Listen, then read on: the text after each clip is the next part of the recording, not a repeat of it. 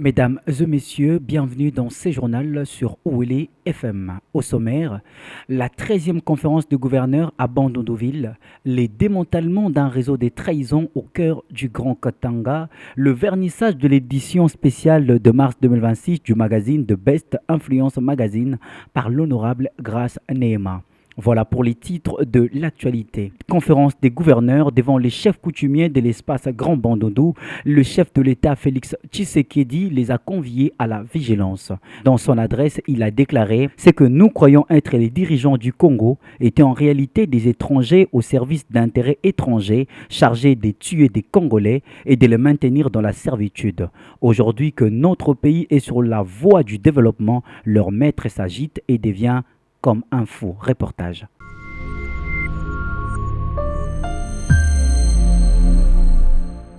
Oto banokanisaka baza bakonzi ya Congo bazaki nde bapaya bazosalela bapaya musala po baboma bana ya Congo po bazwa biso na boumbu makambo boza komona ezosalema na est ya mboka na biso ezali par hasard te eza mosala ebanda kala ezalaki na relais na kati yao bato tozako kanisaka bakonzi ya mboka nzoka nde bango nde mutu bazozwa mitindo oyo euti kuna po basalaka bana Kongo mabe.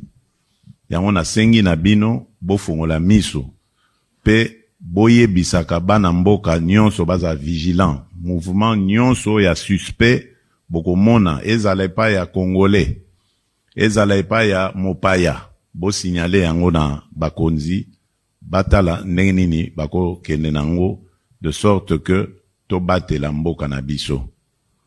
Mboka na biso ezui sikoyo nzela ya développement nango. Yango bozali komona agitation ya bato yo ya misala mabe o balingai kozala kanga biso kaka na boumbu. Yango bozomona agitation mokonzi na bango nde o Rwanda wana o bozomona ndenga aza ko sagite azui kipelekese azo koma koloba loba lokwa mutu aliboma. Trahison au sein de l'armée, le chef d'état-major général de forces d'armée de la République démocratique du Congo a frappé un grand coup en présentant officiellement 2 officiers supérieurs accusés de trahison. Ces derniers sont impliqués dans un réseau de recrutement pour le compte de la rébellion AFC 123 dans la région du Grand Katanga. C'est une image forte qui a marqué la parade de la 22e région militaire ce vendredi 27 mars 2026. Devant les troupes rangées, le lieutenant-général Jules Banza Mulambwe a présenté le collaborateur des agresseurs de l'AFC M23 détectés dans le rang des FRDC, dont un lieutenant-colonel des FRDC, identifié comme le recruteur principal dans la province du Lualaba et un adjudant recruté par ces derniers. Le démantèlement de ces réseaux de traîtres infiltrés a été rendu possible grâce à la collaboration d'un civil. Ces derniers, ayant lui-même participé aux exactions de Lusingé, a permis aux services de sécurité de remonter la filière. Baoyo, na communauté esika bauta, baya ko prouver biso le contraire. Tangu bango moko ba reconnaître que batinda mati. Batangere biso na batu yango, bakotisaki bango na buso bawana. Communauté ya kotelema lisusu, bokangi bango parce que bazali bana ya communauté na biso te. Bakoma bana ya l'État, bakoma na bana ya communauté militaire, basali mbeba, mibeko oyo, esengeli kozala appliqué na babelisi, mibeko yango oyo, bazalani na libota ya police, na ya armée, nde oyo, ekozala sévèrement appliqué likolo na bango. Oyo nyonso, ami yebike, azalaki na bango na kopo wana, akokangema. Kaka pona civil, parce qu'il a été coopératif. A Kangé Sona Bakombo, Yaya Naleki, l'ancien, il y a les co-gardes, au Bazaki na mouvement wana, Abi Oyo, Oyo Kutunde Mouta Rekrita Kingai, Oyo, Aza Rwandais. Oyo Likolo Yamaseki, les bateaux se permettre de continuer comme ça la Boussoba. Cette fois-ci, plus jamais. La loi doit s'appliquer de la manière la plus forte et l'exemple va être démontré d'ici là. Par cette présentation publique, le chef d'état-major général a lancé un signal sans équivoque aux ennemis de la patrie pour dire que la récréation est finie. Le lieutenant-général Banza Mouilambwe a prévenu que les FRDC se dresseront avec une rigueur absolue face à quiconque osera comploter contre la sécurité et l'intégrité de la République. Parlons à présent culture et influence. C'est samedi 28 mars, l'espace Silicon Village a abrité le vernissage de l'édition spéciale de mars 2026 du magazine de Best Influence Magazine intitulé Femmes pour le développement en RDC et en Afrique. L'événement a réuni plusieurs personnalités dont l'honorable Grasné Mapainigné, députée nationale et questeur adjointe de l'Assemblée nationale qui a présidé la cérémonie, Aristote Badiaoué.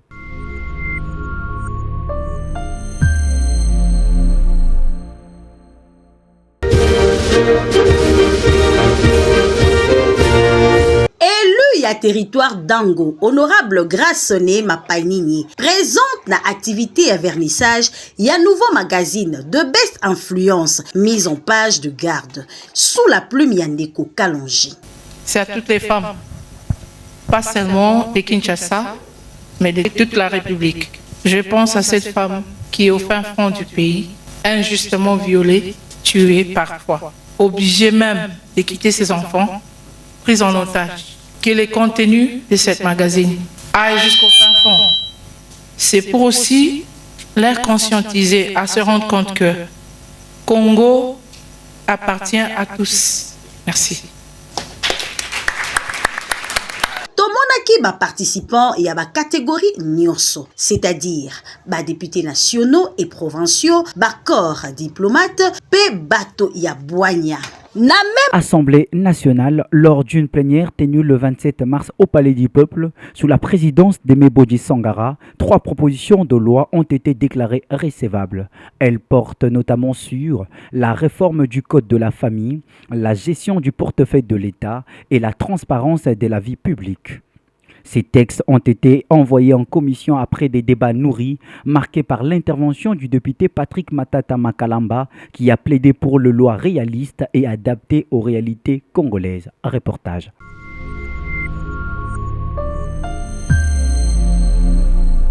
Merci madame. Nous avons félicité nos 3 collègues qui permettent à l'Assemblée nationale de remplir l'une de ses missions essentielles, celle relative à la législation. Alors, mon intervention en plénière aujourd'hui portait sur les 2 propositions de loi. D'abord, celle relative à la transparence dans la vie publique. Ma suggestion était que l'on puisse ajouter tout un chapitre sur les données ouvertes. Le principe d'open data signifie qu'il y a des données de l'administration qui doivent être de libre accès au public. Vous avez entendu, vous avez suivi les débats sur la rémunération des députés, ce sont des fausses informations. Alors il faut livrer les bonnes informations pour chasser les mauvaises informations. Dans nos hôpitaux, dans nos universités, dans nos secteurs chefs, dans nos communes, dans nos villes, il y a du budget, il y a de la rémunération, il y a du fonctionnement. Ces données, ces informations, le peuple en a besoin. Il faut que la loi sur la transparence de la vie publique puisse faire publier ces données. À l'ère du numérique, il faut que ces données soient produites et mises en ligne comme ça. Elles sont faciles d'accès par la population. Concernant la loi qui modifie la loi des entreprises du portefeuille, il était question de suggérer aussi à ce niveau de tenir compte, de prendre en compte en fait les dernières observations ou les dernières conclusions de la Banque mondiale dans son rapport sur l'état de l'économie congolaise de mars 2026. Il y a un aspect important, c'est la politique de l'actionnariat. Il faut qu'on définisse pourquoi, quand et où on crée une entreprise de portefeuille de l'État. On prend part à une entreprise de portefeuille de l'État. Et dès lors qu'on définisse les objectifs de performance et de restructuration, et puis qu'on puisse clarifier des objectifs non seulement de performance, mais également les indicateurs de gouvernance. Comme ça, les acteurs qui arrivent, ils savent pourquoi ils sont là, qu'est-ce qu'ils peuvent faire, dans quel intervalle de temps. Et pour la dernière proposition de loi, notre considération est très simple. Nous sommes dans une société où naissent les garçons et les filles. On veut que ça soit très clair dans la loi. Voilà. Transport dans la ville de Kinshasa, il n'y aura finalement pas de grève de chauffeurs des taxis et taxibus prévus ces 30 et 31 mars 2026. Cette décision a été prise à l'issue d'une réunion entre les commissaires provinciaux de la ville de Kinshasa, Israël Kantou, et les responsables des associations de transport en commun. Suivez. tosanga na ba corporation nyonso bila Kinshasa awa toyaki epa ya mokonzi commissaire divisionnaire ayambi biso ya tosengira mokonzi tosolo lokola bana na kati ya fabi tosololi alobi bon de toute façon tokotala makambo tokopesa rapport na bakonzi soki bakonzi bazongi akoyamba biso totala lolenge nini tokosola na ye pour que makambo nyonso na elonga tosengira ba chauffeur nyonso oyo baza na bila Kinshasa bayokela biso na likambo tosengi et que bakonzi soki bazongi tokosolola akoyamba biso ensemble une délégation ekoyaka ndenge toyelelo boye akoyamba biso toyeba elongi nini tokotraiter likambo na esila tosengi na bino bozonga na nzela bosala musala bomemesano na ndenge sengeli suite ya badesidrata nyonso tomemaki epai na ye oyo etali ngambu ya la police je pense que kozala na solution à l'immédiat mais oyo etali ngambu ya division urbaine à transport régie de fourrière et contrôle technique BSP na DGRK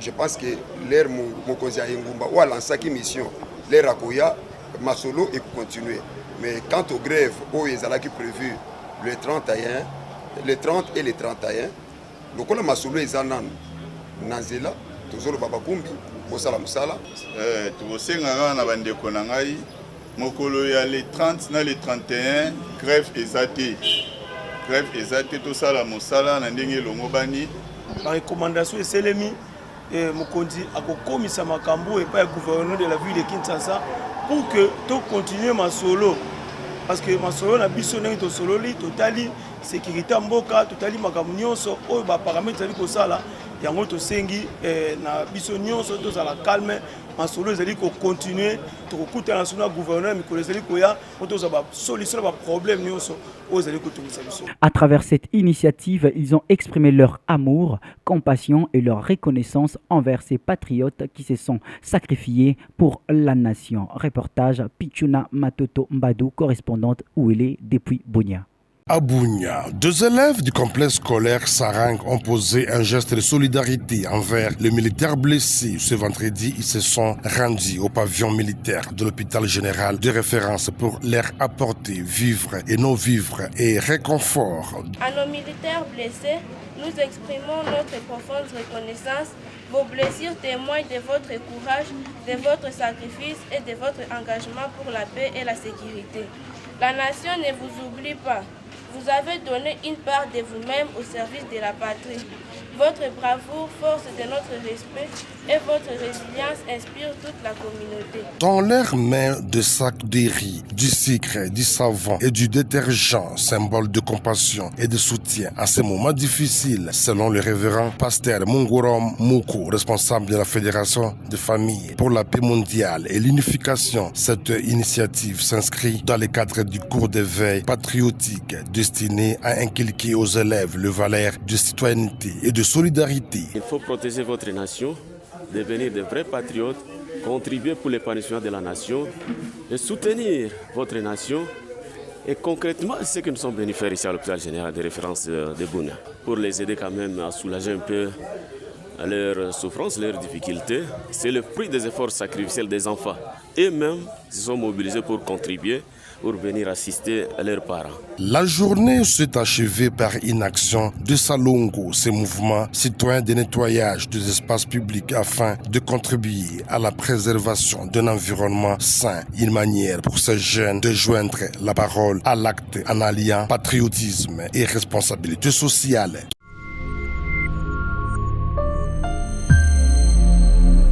Parlons à présent développement agricole. Lors de la 13e conférence des gouverneurs tenue à Bandunduville, le gouverneur du Haut-Ouélé, Jean Bokomito Gambou, a présenté un plan ambitieux de développement agricole. Objectif, porter les superficies cultivées à 3000 hectares d'ici 2027 pour un revenu annuel estimé à 10 millions de dollars contre 400 hectares actuellement exploités. Il a également plaidé pour la mise en place de mécanismes de financement agricole, la création d'un parc agro-industriel, tout en interpellant sur plusieurs défis majeurs, notamment l'insécurité et les conflits liés aux éleveurs nomades Mbororo. Suivez. Mais le problème, ils étudient à même les sols. Nous plaidons donc pour que ces écoles soient réhabilitées. Mais suivant cette vision, nous avons construit 9 écoles qui sont en construction. C'est les 15 qu'on va livrer cette année. et nous construisons l'université de Louélé, l'université de Wamba, l'hôpital général, 4 hôpitaux généraux que nous réhabilitons et construisons et un hôpital moderne. 2 stades en construction à Issou et à Dungu, ainsi que beaucoup de chantiers pour ainsi suivre. Nous voulons vous remercier, Excellence le Président de la République, pour l'asphalte. Les 10 km que nous avons débuté en province sur fonds propres, vous nous avez complété 33 km pour faire 43 km. Qu'est-ce que nous pouvons encore dire, Excellence le Président de la République, si ce n'est pour remercier pour tout ce que vous faites. Et nous disons, comme cela a été dit par les jeunes dans la salle, c'est une question de mission et non de mandat. Je vous remercie.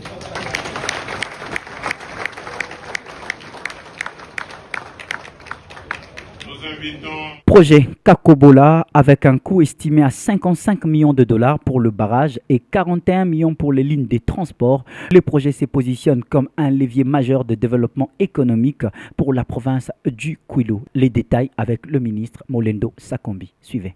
L'opérateur qui sera donc l'exploitant du barrage de Kakobola a déjà été sélectionné. Il s'agit d'Hydro Kwilu. Cependant, il s'occupera que de la production et de la distribution. Les lignes de transmission, donc de transport, ça c'est de la souveraineté de la République, donc c'est la SNEL qui va s'en occuper, tandis que la maintenance, c'est le constructeur. Je vous rappelle que ce barrage a été construit depuis plus de 10 ans avant qu'il soit abandonné. Donc pour être sûr de la maîtrise des vis cachées ou autres, nous avons sélectionné le constructeur qui est d'ailleurs un constructeur de premier plan pour qu'il puisse donc assurer la maintenance pour le compte du gouvernement. Le même constructeur est à Katende, où c'est lui qui construit donc le fameux barrage que la population du Kasaï attend aussi depuis plusieurs années, dont la première turbine sera opérationnelle en 2027. Et le budget global de Kakobola, on en parle? Oui, nous sommes à 55 millions de dollars. C'est une coopération avec Exim Bank et l'ambassade de l'Inde. Nous sommes à 55 millions pour l'ouvrage et il faut compter à peu près une quarantaine de millions pour les lignes de transport. Je vous rappelle qu'un kilomètre de transport, c'est à peu près 400 000 dollars. Donc c'est un ouvrage qui a quand même coûté de l'argent. On demande donc à la population de le préserver et de le jalouser. Et donc un deuxième ouvrage va commencer à 2 km de là pour venir donc rajouter les 15 MW en sus des 10 qu'il y a actuellement.